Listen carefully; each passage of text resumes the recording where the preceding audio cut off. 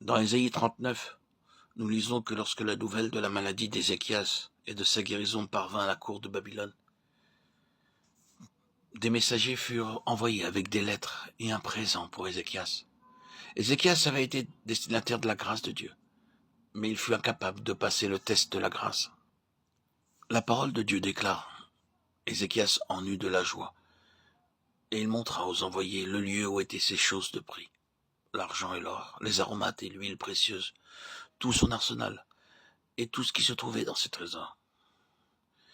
Il n'y eut rien qu'Ézéchias ne leur fit voir dans sa maison et dans tous ses domaines. Ézéchias 39, 2.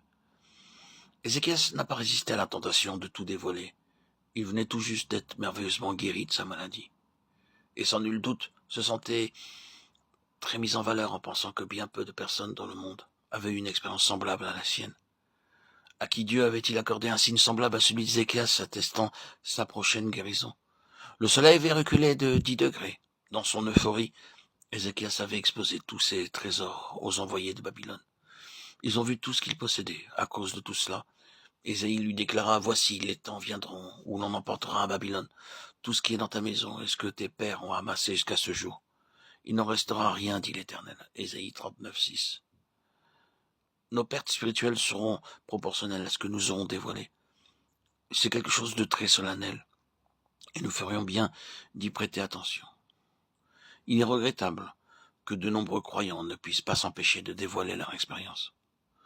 Un jour, un frère a dit ceci: beaucoup de frères tombent malades et quand ils sont rétablis, ils donnent leur témoignage. J'aimerais bien être malade d'une maladie quelconque et que Dieu me guérisse.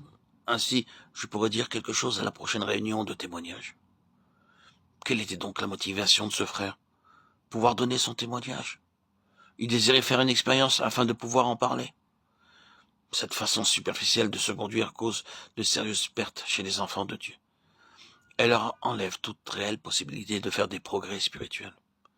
Que dire après cela? Ne devons-nous pas rendre témoignage de la grâce de Dieu?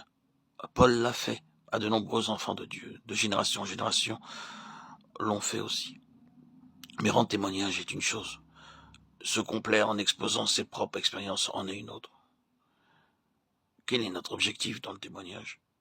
Cherchons-nous à édifier les autres ou recherchons-nous le plaisir de parler? La satisfaction de nous entendre parler et le désir d'aider les autres sont deux choses totalement différentes. Nous ne devons pas être réticents pour témoigner, mais nous devons modérer nos propos afin de ne pas tout exposer.